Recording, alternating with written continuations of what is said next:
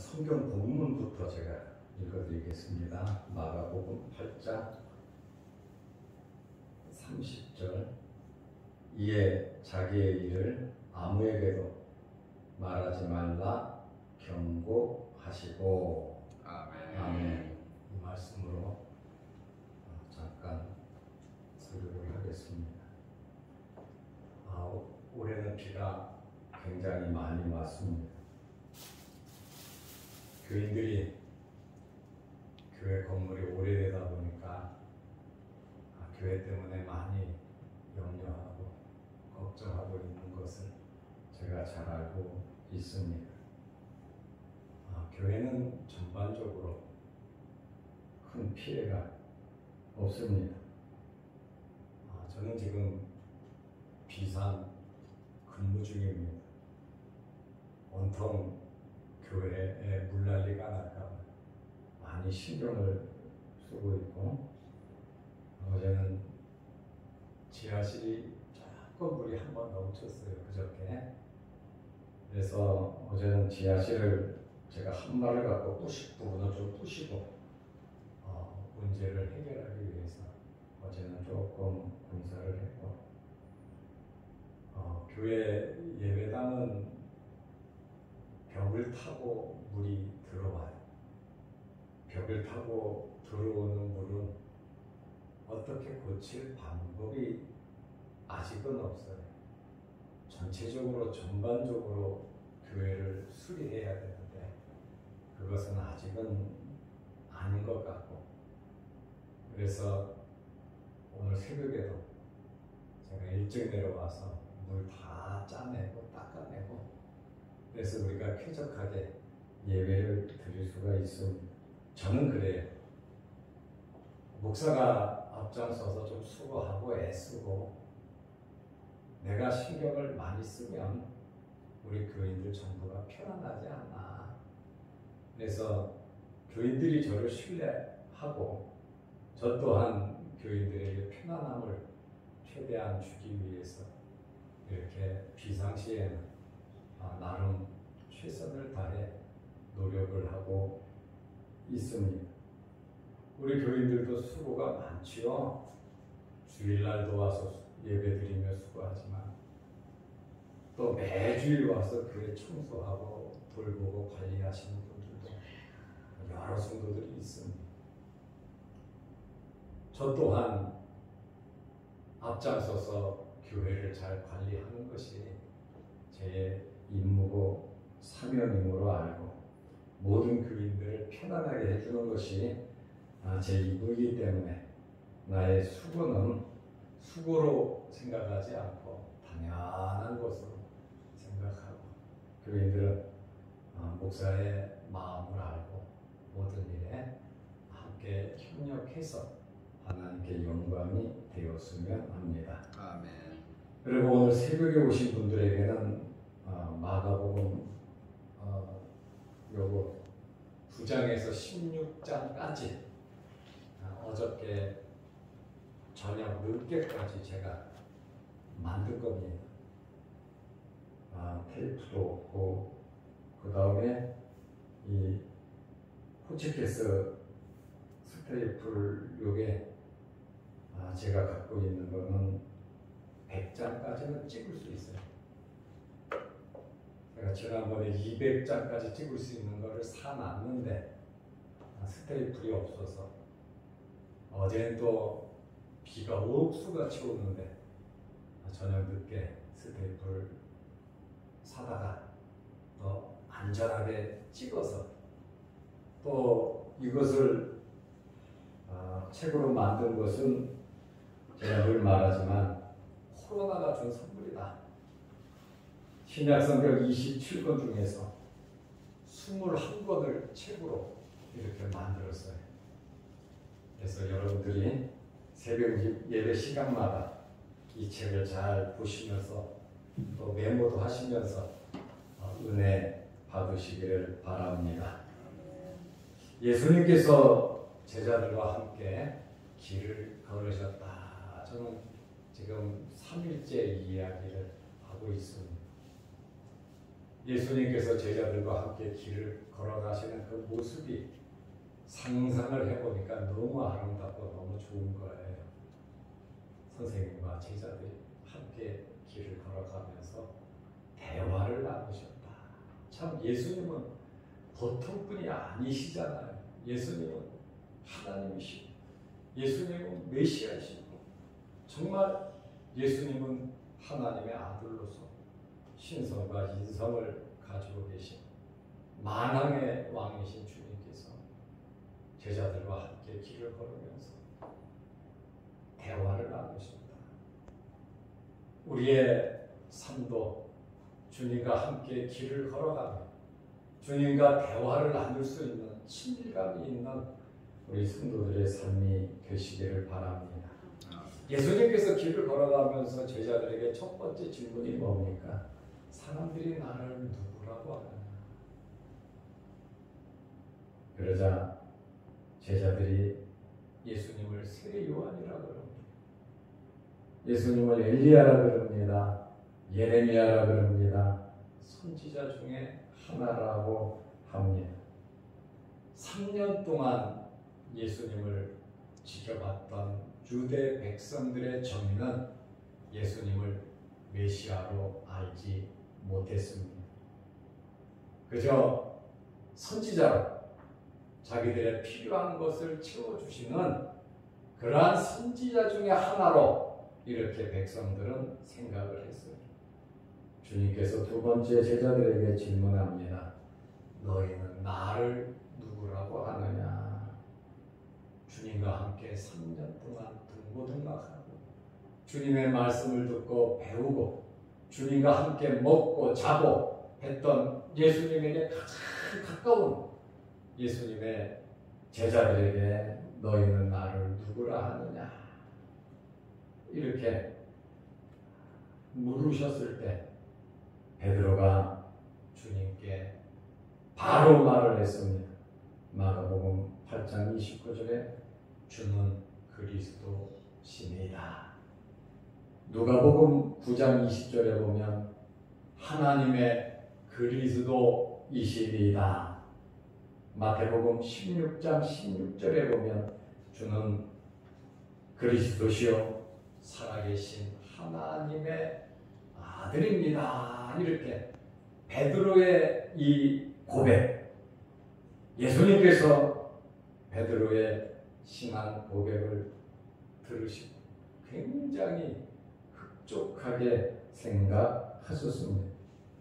그러나 예수님의 말씀은 네가 이것을 고백한 것은 네가 배워서 알아서 한 것이 아니라 하나님께서 너에게 지혜를 주셔서 하나님께서 너에게 감동을 줘서 네가 이것을 깨닫게 된 것이다.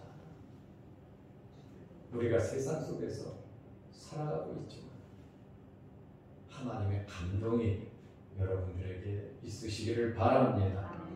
성령의 인도함이 우리에게 있어야 한다라고 하는 그러한 말씀이에요. 베드로의 신앙 고백을 들으시고 예수님께서 교회에 대한 말씀을 하셨습니다. 첫째로 교회는 내가 세운다는 거예요. 이 반석 위에 이 신앙 고백을 기초로 해서 내가 교회를 세웁니다. 교회를 목사가 세우는 것 같고 교인들이 또 돈 많은 사람이 교회를 세우는 것 같지만 물론 그렇게 보이죠. 그러나 내가 교회를 세운다고 주님께서 말씀하셨습니다. 두 번째로는 주님께서 뭐라고 말씀하셨습니까? 내 교회다 이렇게 말씀하셨어요. 교회의 주인은 목사도 아니고 장로도 아닙니다. 전 교인이 관리하고 하나님께 예배는 드리지만 교회의 주인은 예수 그리스도이십니다. 아멘. 교회의 소유자 예수 그리스도이십니다. 그리고 이 신앙 고백을 들으시고 음부의 권세가 이기지 못할 것이다. 그리고 또 천국 열쇠를 너희에게 주노니. 천국 열쇠, 천국 문을 우리에게 준다. 이 말이 무슨 말입니까? 복음을 전하라는 겁니다. 복음을 전해서 받아들이면 천국 문이 열릴 것이고, 복음을 전해서 받아들이지 않으면 천국 문이 열리지 않는다는 거예요. 교회에 주신 권세입니다. 천국 열쇠를 줬기 때문에 우리는 복음을 열심히 전하는 교회가 되어야 합니다. 음부의 권세, 마귀의 권세가, 지옥의 권세가 교회를 이기지 못할 것이라고 주님께서 말씀하셨습니다. 주님께서 정말 대단한 말씀을 해 주셨습니다. 이제 베드로의 신앙 고백을 들으시고 음부의 권세, 천국 열쇠, 교회에 대한 말씀을 하시고 마가복음 8장 30절에 보면 이에 자기의 일을 아무에게도 말하지 말라 경고하시고, 내가 메시아다, 예수님은 그리스도시다, 말해봐야 소용도 없고 말을 하면 문제가 발생하다 보니까 예수님께서 제자들에게 한구령을 내리신 거예요. 그러면 알려야 될 거 아닙니까? 당연히 알려야죠. 그러나 예수님께서 한구령을 내리셨어요. 왜 그러셨을까요? 첫째는 아직 때가 되지 않았다. 예수님께서 이 땅에 오신 목적이 있잖아요.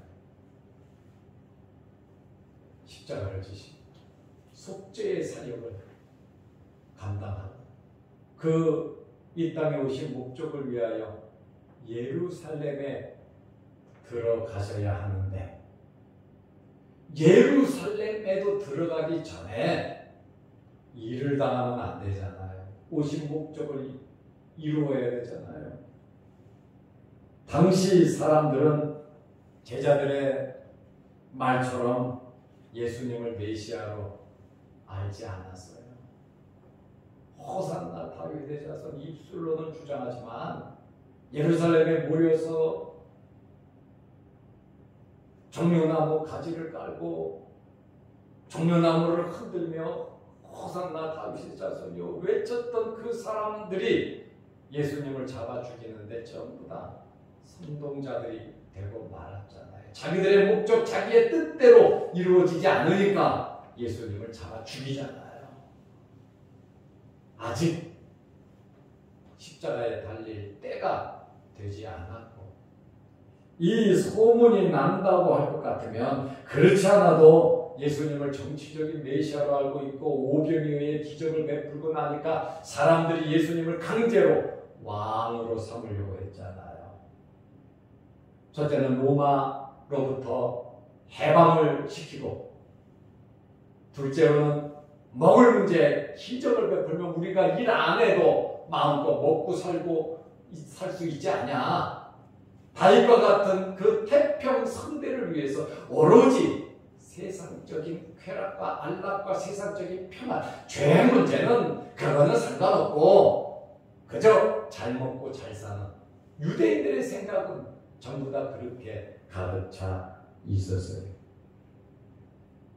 왜 한구령을 내리셨습니까? 헤롯은 세례 요한을 잡아 죽였잖아요. 목을 뱉잖아요. 그러면서도 두려움 속에 잠겨 있어요. 세례 요한이 죽었다가 살아났다는 거예요. 누가요? 예수님을 가리켜서. 만약에 예수님께서 왕이다, 메시아다, 이것이 직접적으로 제자들을 통해서 소문이 난다면 아마 헤롯이 군대를 동원해서 예수님을 잡아 죽일 겁니다.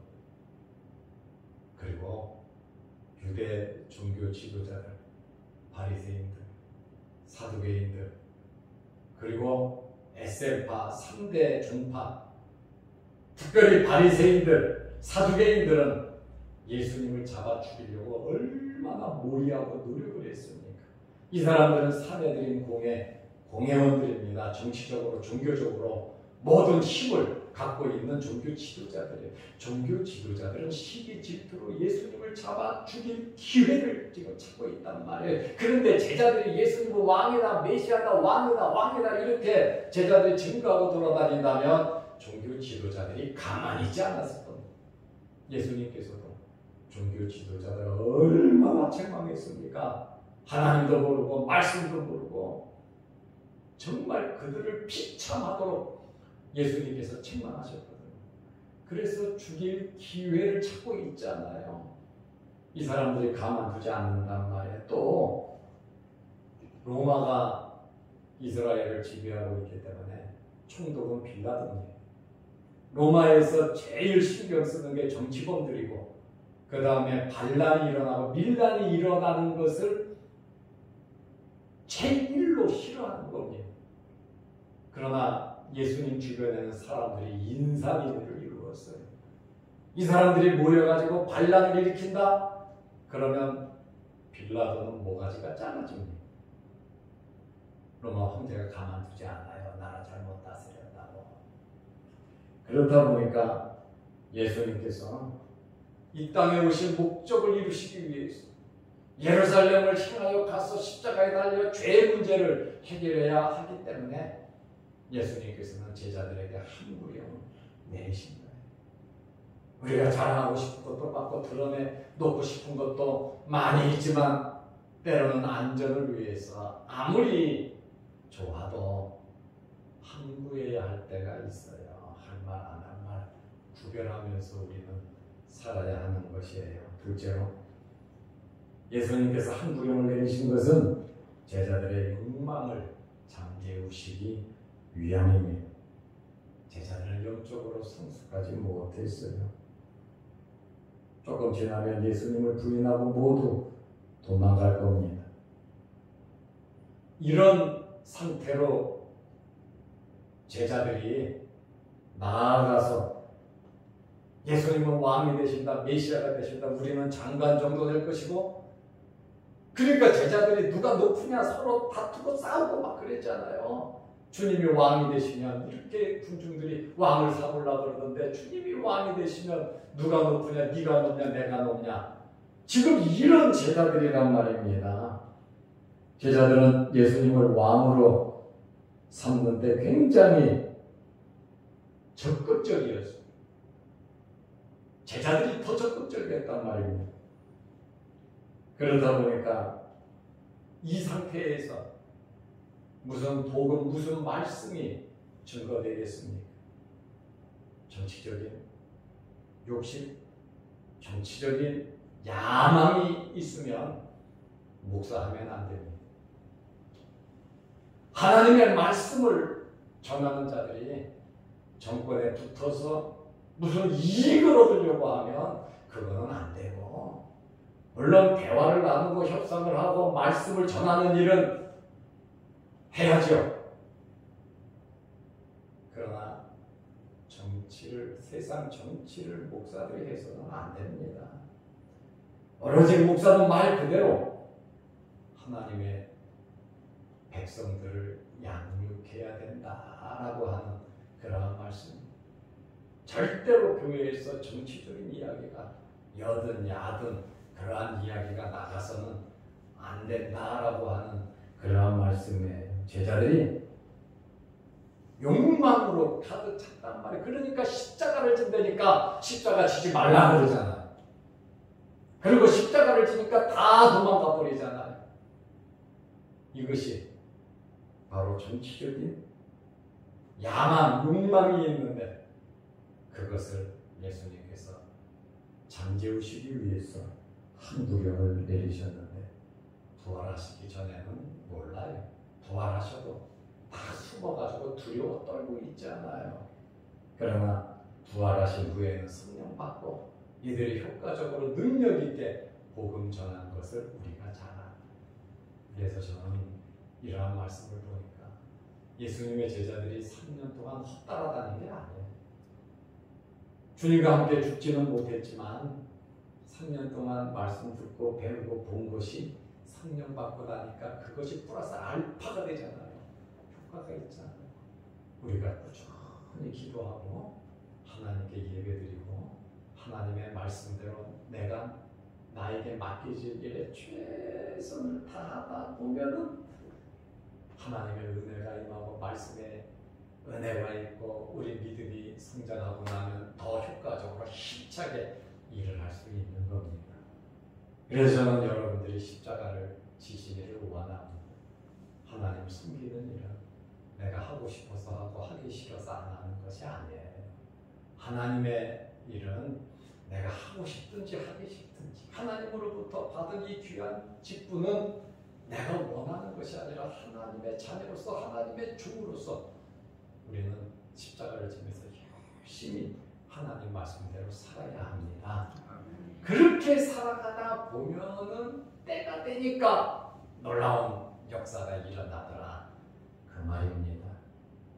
그래서 꾸준하게 예배 참석하고 봉사하고 직분 감당하고 하나님을 열심히 섬기고 섬겨 부지하고 우리 가정 꾸준하게 어렵고 힘들어도 내 자리를 지키면서 가정을 잘 이끌어가고 주어진 생업에 최선을 다하고 우리가 때를 기다리면서 하나님의 나라를 바라보면서 우리가 살아간다고 하면 아마 좋은 일들이 여러분에게 있을 겁니다. 아멘. 만망하지 말고 실망하지 말고 포기하지 말고 예수님께서 제자들과 함께 길을 걸으며 대화를 나누셨던 것처럼 여러분들도 주님과 항상 함께 주님 가시는 곳 같이 가고 주님 바라보는 곳 같이 보고 주님과 함께 보조를 맞추면서 주님의 영광을 위해서 열심히 살아가시기를 축원합니다. 아멘. 기도하겠습니다. 하나님 아버지, 예수님께서 제자들과 함께 길을 가신 것처럼 우리도 주님과 함께 길을 걷게 하시고 주님 가시는 곳에 같이 가게 하시고 항상 주님을 따르게 하옵소서. 주님으로부터 받은 사명 잘 감당케 하시고 어렵고 힘든 일들과 상황이라 할지라도 우리에게 맡겨주신 일, 교회에서, 가정에서, 또 일터에서 어디에서든지 우리의 할 일을 잘하게 하옵소서.